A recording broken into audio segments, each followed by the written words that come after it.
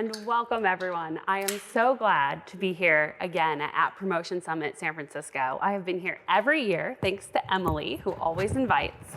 But what I wanted to do to start this off is tell you a little bit about me and a little bit about the panelists, and then we want to learn a little bit about you all. There'll be a Slido up. Please get your questions ready because I want this to be interactive because it's more fun that way. So my name is Jenny K. Pollock, and I have a mobile app consulting business, but I also do a podcast called Women and AI, where we shine the light on women doing awesome stuff in AI, and sometimes, of course, that's in mobile apps. But without further ado, let's meet our panelists. So first, we have Lindsey Witmer, and she's over at Welcome App Studio. Can you tell us a little bit more about what you're doing, what you're working on? Sure, yeah. I'm Lindsey Witmer Collins, and how many of you all are making apps? Okay, great. We're like makers in here, cool. So Welcome is an app studio, so we design and develop apps. I founded it 15 years ago, like at the dawn of the App Store. So I've been following, watching, trying to innovate right at the edge of mobile app design and development since basically the dawn of the App Store. So I'm really deeply product focused and also focused on creating products that are really gonna not only be built successfully and beautifully, but also win in the marketplace. So that's my perspective. Amazing. And next up, we have the amazing Jillian Arnold, the founder of Snapback Returns, and I will let her introduce herself. She's just an amazing app founder doing some really cool stuff in the space. You're too nice, Jenny. First and foremost, thank you, Emily and App Summit for having me. I'm really excited to be here. I'm Jillian Arnold. I am the co-founder of a company called Snapback Returns. Really quickly, raise of hands. How many people in this room have bought something online? Now keep your hand raised if you've ever forgotten to return that one thing you bought online. So our app, Snapback Returns, we're a mobile app. Once Google verifies us, which should be soon, you'll be able to sync all of your online purchases, and then all of your receipts will be organized with how many days are left in your return window. And our AI actually just automatically calculates how many days are left, and then you'll get a return reminder before your return is due, so you get your refund and you don't miss a return.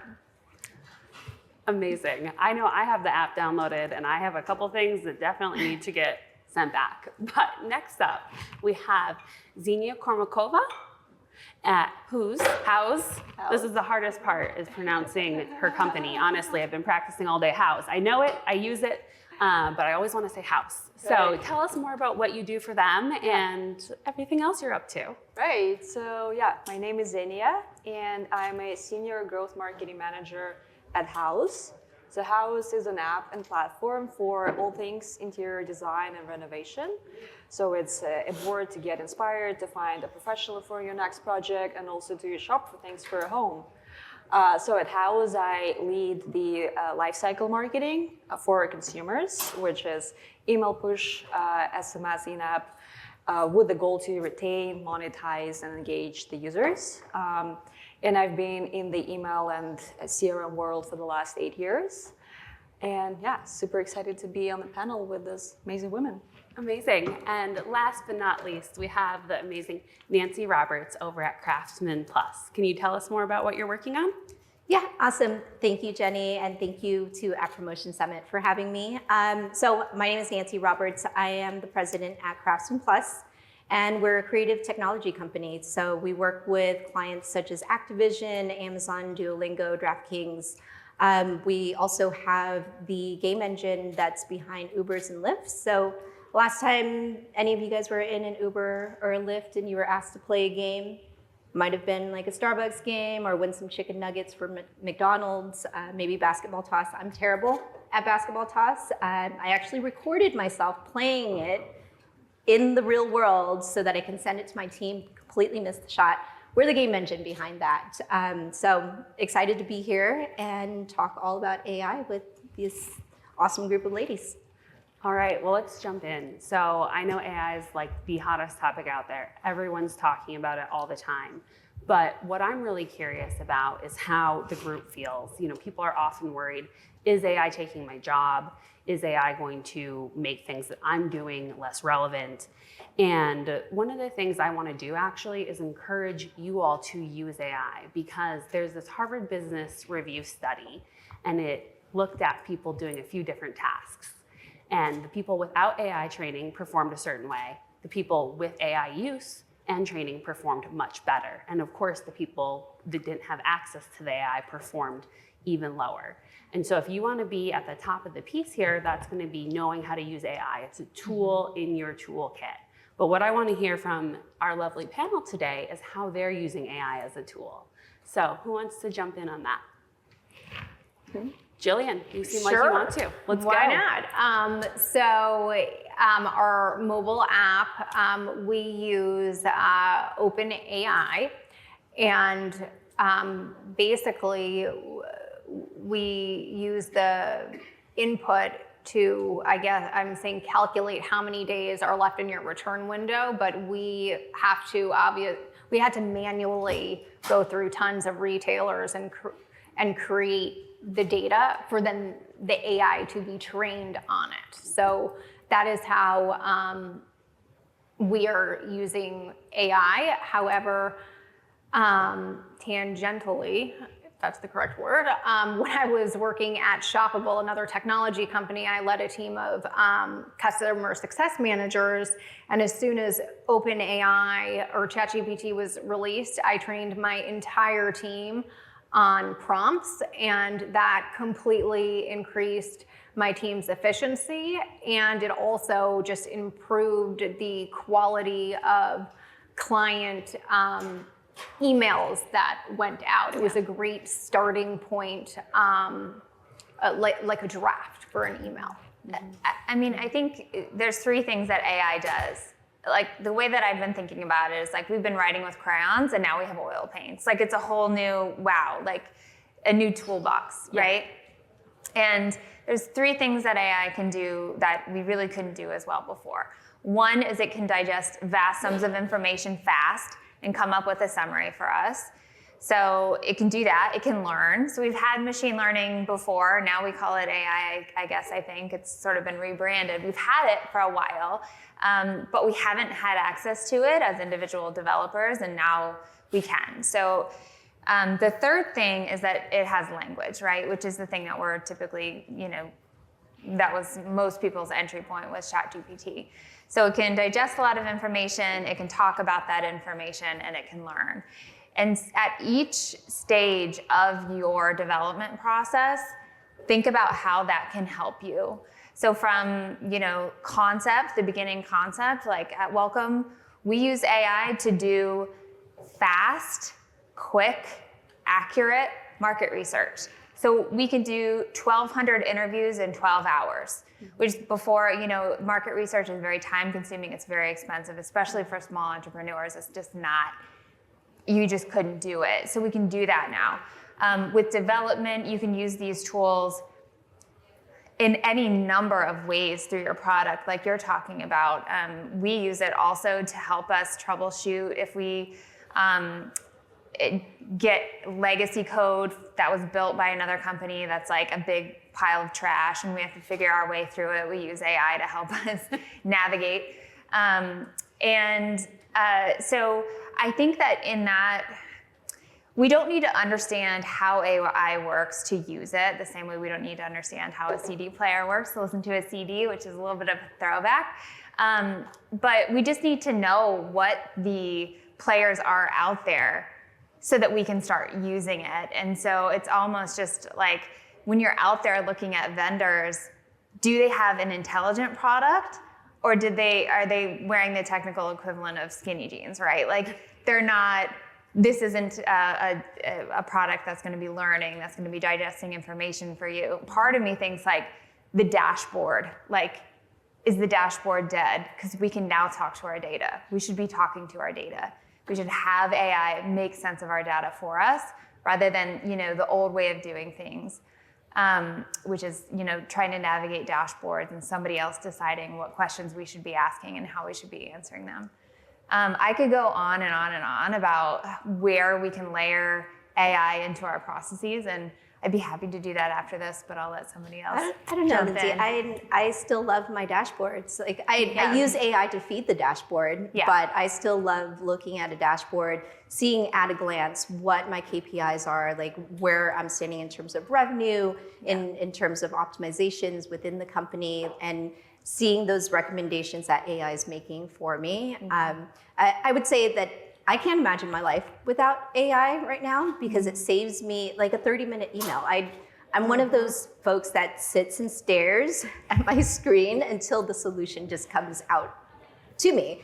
And it might be like this epiphany moment, but with AI, a 30-minute email now takes me 3 minutes. I just jot down my thoughts, like rambling thoughts, and I ask AI to compose it into an email that is clear and concise, use emojis, and it spits it out for me, and I proofread it. So keeping humans in the loop, I proofread everything that AI outputs for me to make sure that it sounds like me.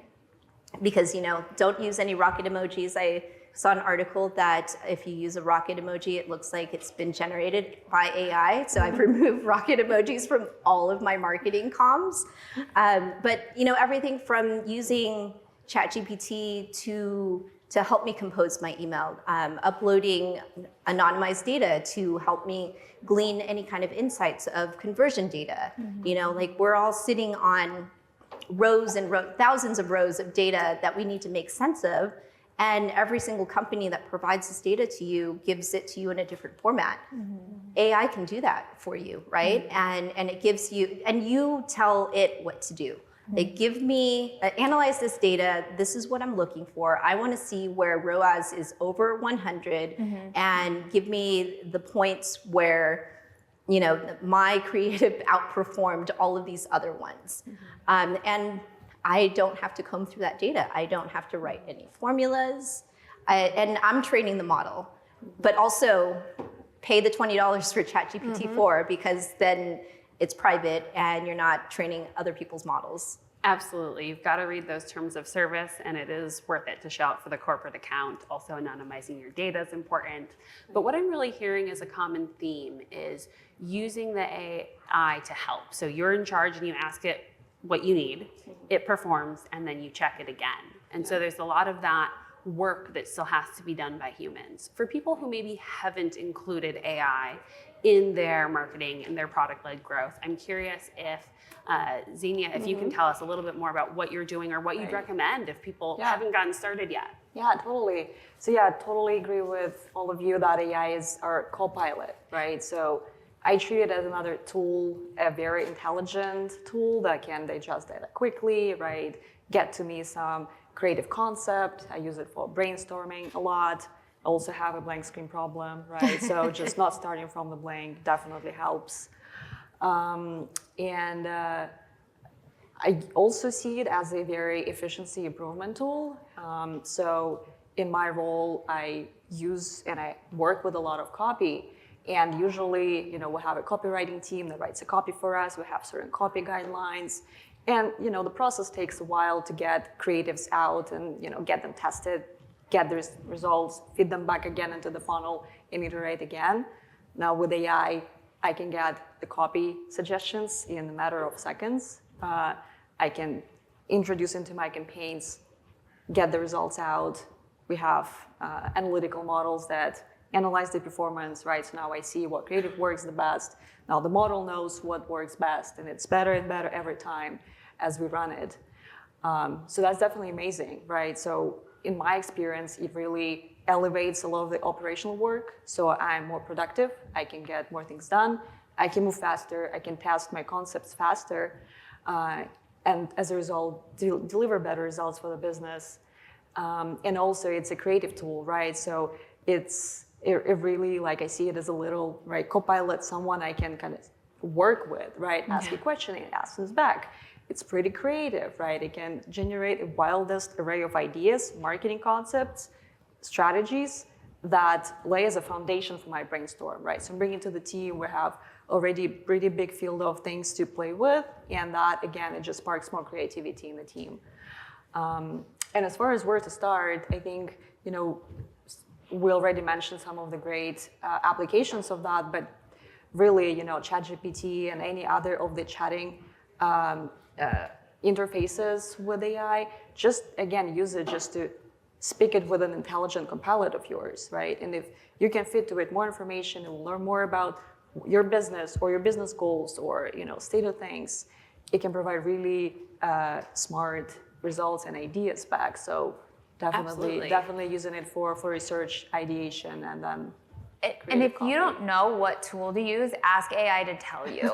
So There's a great search engine, right? It's called, is there an AI for that? Oh, I just use Perplexity. I'm like addicted to Perplexity. Perplexity is great too. Just like, I just you know, tried that because of your ladies' recommendations. I love Perplexity. What did you think as a first-time Perplexity user? What were your thoughts, Jillian? I liked it. So I've tried Perplexity, Claude, Gemini, Anthropic. I've tried a lot, but I'm not gonna lie, I like ChatGPT, probably just because I'm the most familiar with it, but I really enjoyed Perplexity. well, it gives its sources, which is why I really like it. But I think, you know, there are thousands of new AI startups that are gonna help you with all these various use cases. And so, you know, often as developers, we'll work with, you know, OpenAI or, you know, some larger model to create our special use case. But if you have like a specific thing that you're trying to do, somebody's probably built that startup. And so like asking like, here's what I'm trying to do. Give me like 3 startups, AI startups that can do this for me, and rank them. And also I want you to create a matrix, a comparison matrix for me about this and this and this. Use that tool to help you find the tools. And also you can tell it, you can ask it how to talk to it. I was working on prompt engineering for a project and I wasn't getting the output I wanted. I was like, you're not doing this right. Like, what am I doing wrong? And I was like, well, how about you ask it to me this way? And I was like, okay, you know, it can help you use it. Yeah. Absolutely. AI is able to tell you about itself. And one of the things I'm hearing from the panel aligns with one of the things I like to say a lot is let AI handle the mundane so you can focus on the extraordinary. And one of the things I really want to do with this conversation is get some questions from you guys, because I have a great list here and we can go through mine, but I think it'll be more fun if we go through yours and answer what you're thinking about. So thank you to whoever popped in some questions, but keep them coming. I wanted to circle back to this one. Can you speak more specifically how you've used AI for fast, quick, accurate market research? One of the things that I do real quick is taking all of those reviews in the App Store and run it through the AI. I don't have to read them all anymore. You can say even, hey, go in there, summarize these, give me the top 3 good things, the top 3 bad things, and also I want pull quotes from those reviews associated with that. Lindsey, it seems like you had some advice on this piece. Check out heyjuno.com. They do like personal interviews. They can just interview people rapidly using AI. So check that out if you want to do like huge market research with a large cohort of people fast. Nice. Yeah. Are any of you using market research and AI together, or not yet in your orgs? I'll mention a tool you mentioned. Which one? The ChatGPT Mastery. Okay, so on Instagram, follow ChatGPT Mastery, and then they'll tell you the prompts that you should use. But that's a Nancy resource. Yeah, I mean it's a social media account, ChatGPT Mastery on Instagram, but they post very frequently like different prompts that will change your life, right? And things that you're not thinking about. And so as we're thinking about how we're trying to train models to give us the optimum answers, like we have to train ourselves to understand how to ask these questions. And I had this moment a few weeks ago, and this has nothing to do with my professional life, but my son was writing a report on Vietnam. And he was trying to find out like what are the best cuisines from Vietnam? And so I'm watching him use ChatGPT on his phone. He didn't like the first answer, and so he all he wrote in was, give me another sentence. And I go into the problem, and I'm thinking, okay, I have to structure my prompt this way. I have to make sure that it gives me a clear and concise answer, sound human, use emojis, whatever it is. But it's so simplistic. Like, you have to train yourself into having that conversation with your GPT or your AI that you're using to give you the answers that you want. Like, it's sometimes, I feel like the barrier is ourselves. We're afraid to get into it because it's this periphery thing and I can do it better, because we're in that moment where we're learning how to utilize all these new tools, and we haven't had access to that anymore. I mean, in the past, where, we're used to using Google as our brain. We just have to make that pivot where we're using a GPT or an AI as our ancillary brain. Like, instead of saying like, oh, let me Google that, like, you can probably find it a lot quicker if you just ask ChatGPT. My brain is now Perplexity. I don't know who else has the new iPhone 16, but there's that button. You can make it do anything you want. So I set it up with Perplexity. I was just gonna test it out. It was gonna be for a quick minute, and I haven't changed it. It's been like that for, days. And I don't think I'm gonna change it in the foreseeable future because it shows so much information so quickly, and it cites those sources, and it's just great. Like, at my house, we say, can you Google that, or let's Google that? And actually, we mean Perplexity. So that's been a really interesting change. I'm curious if any of you have outsourced to a favorite model. I know a few of us have mentioned it, but I'd love to hear from each of you maybe where your external brain is these days in terms of an AI model. Also Perplexity for search and finding information, for sure. For creative writing, I use ChatGPT more. I use Gemini to summarize YouTube videos. So Perplexity doesn't do that. ChatGPT doesn't do that. But if you want, just get a quick summary of what's in the video, you can add Gemini. It can do that.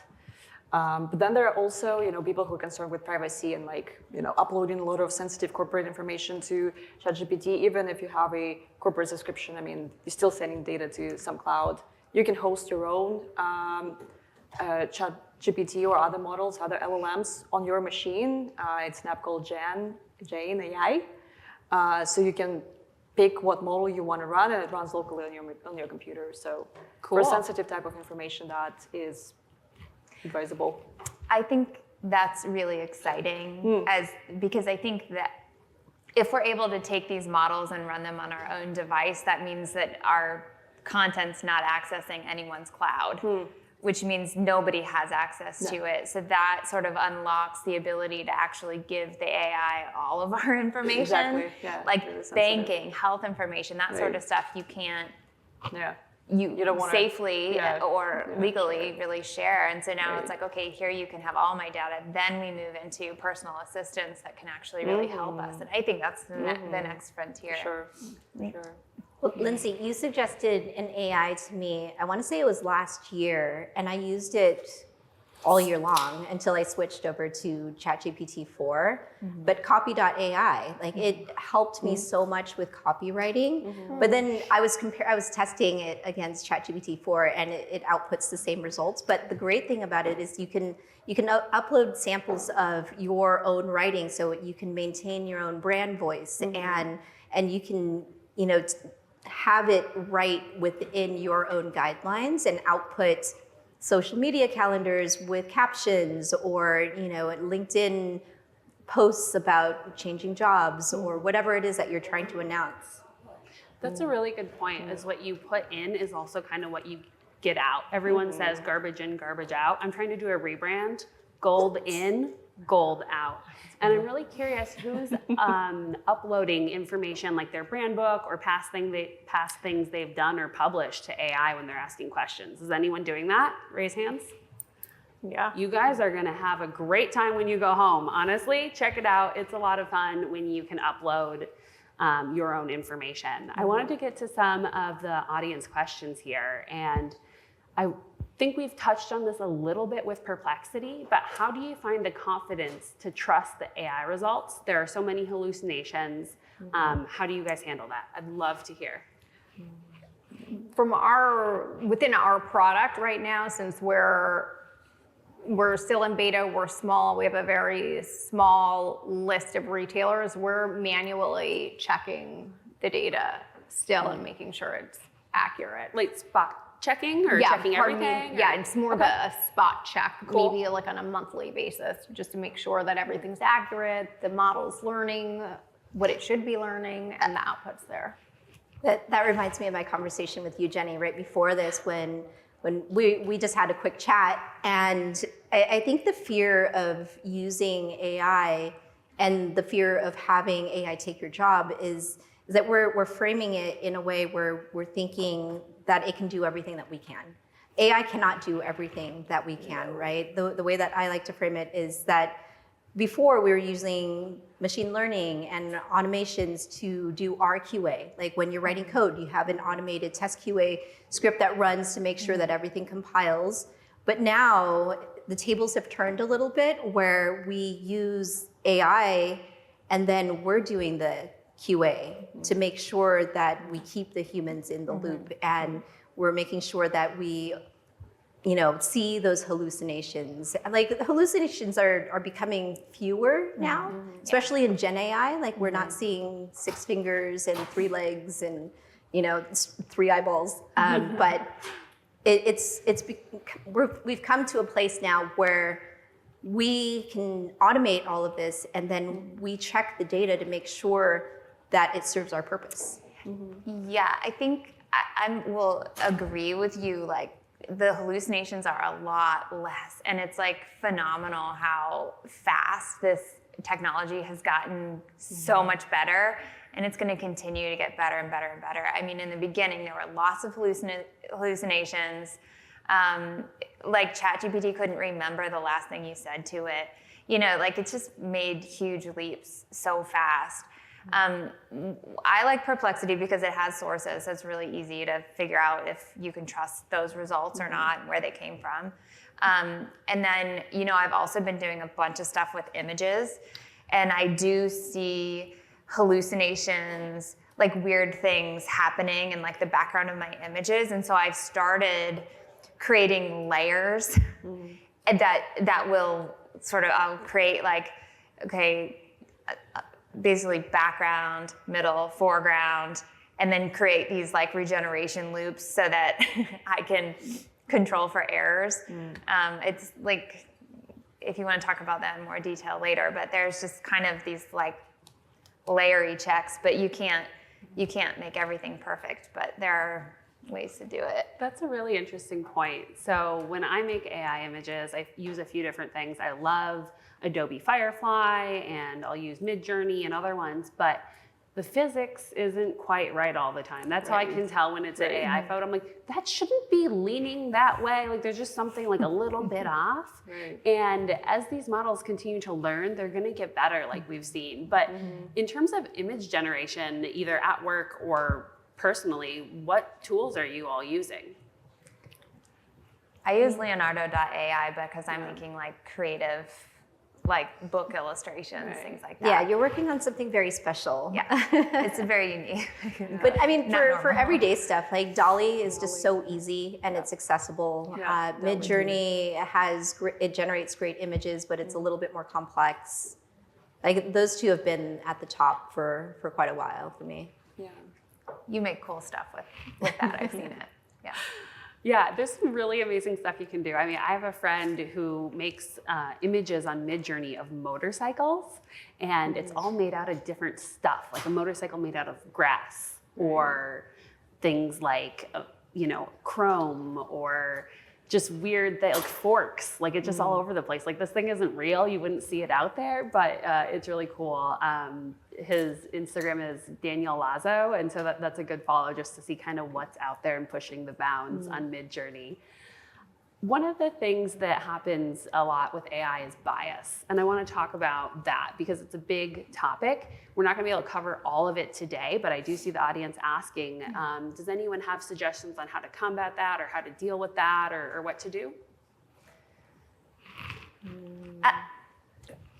I mean, Go ahead. I don't want to be different. Yeah, we stumped the panel. I can jump in here. Oh, go ahead, Lindsey. Well, what I'll say is, because I work a lot with images, I see bias. And even though the, like you can tell that the tool itself and the people behind it are really trying to make sure certain things don't happen, the reality is most of the people using these AI tools are making sexy girlfriends for themselves. And you see that bias in basically they just try to make everybody sexy, like even and it's like in a bad way, you know, and so you have to like build in these controls. And I think the bias in your results, it kind of depends on what results you're going for, but I think it is 100% there. It doesn't matter how great the integrity of the company is. The model is reacting to the way people are using it and can start, so you have to be really aware of it. It's 100% biased. Yeah. AI reflects the society that's building it. So in order to fix bias in AI, we have to fix bias in our society. And I think that's a really big problem that I'm not qualified to solve. But what I can do is check my results to make sure they're accurate. When I say, hey, can I get an image of a tech CEO on stage? It's always a guy. Even if you ask for a woman, sometimes it returns a guy. And so it's just, there's these things out there. The model itself can be biased. The training data can be biased.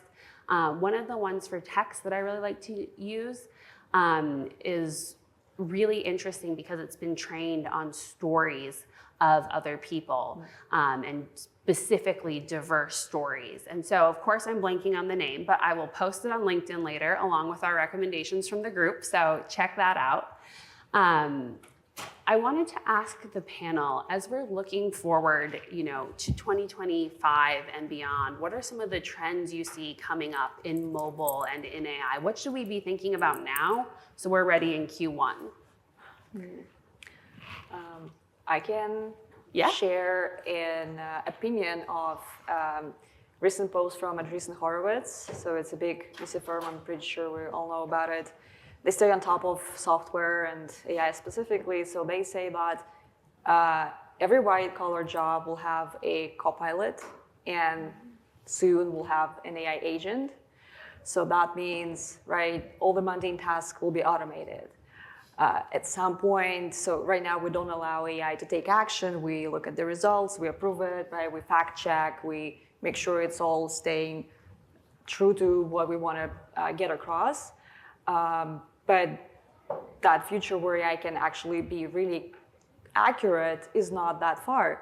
And so we'll have soon a lot more time on our hands to, right, not focus on operational things and do more big level thinking, right? So for a marketing role, when I started doing lifecycle marketing, it usually was a team of, 10 people, and it's a lot of people doing work. Then as marketing automation progressed, we were a team of 3. Now I'm a team of 1.5. And we're running the same scale of program, running the same amount of emails and pushes and analyzing data and crunch numbers. But the technology is doing a lot of work on the back end for us.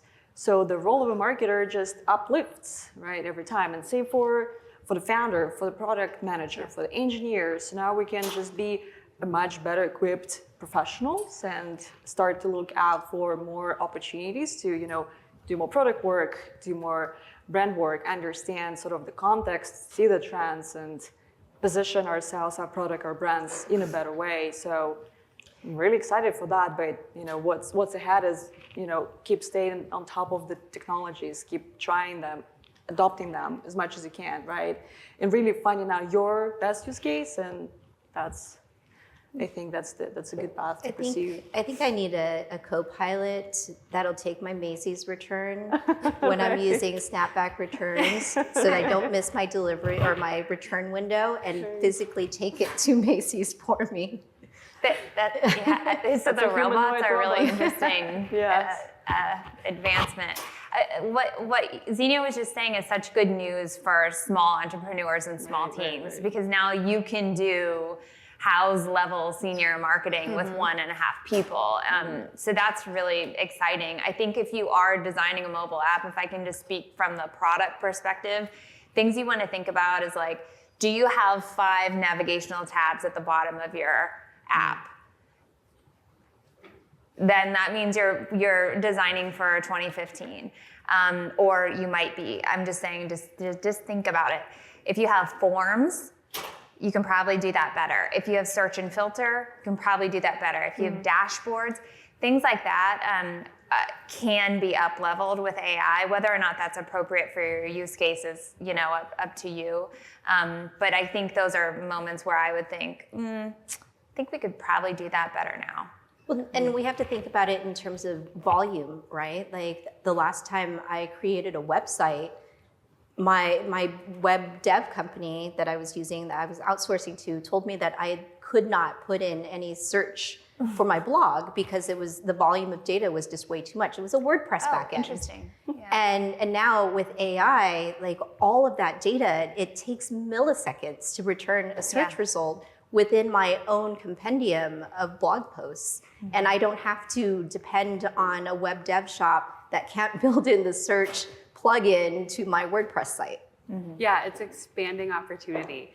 Jillian, I'm wondering if you can share from the founder perspective, what should we be looking at if we're getting a new vendor, if we're adding AI to our app in 2025, what should the audience be thinking about?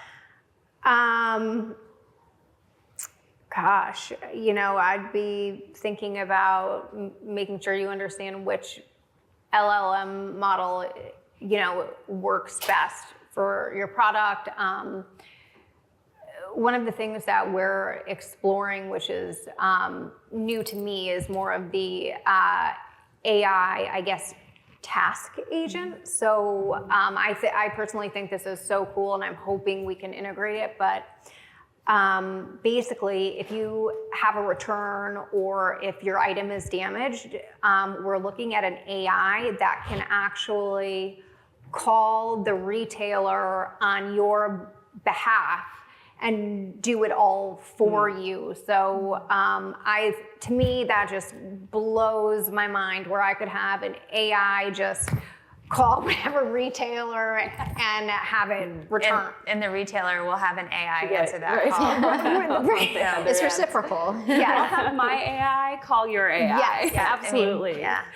One of the things I want to encourage all of you to do is just play with AI. It's out there and it's changing and it's fun, and I want to welcome you to join us.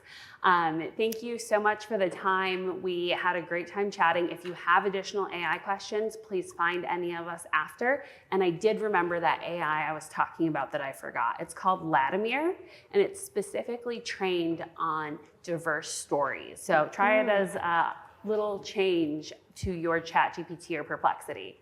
And it does have, free plan and everything as well. So thank you all so much, and I wish you the best of luck as you hand over your apps, marketing, and the mundane things that you don't want to do, so you can focus on your app's extraordinary. Thank you.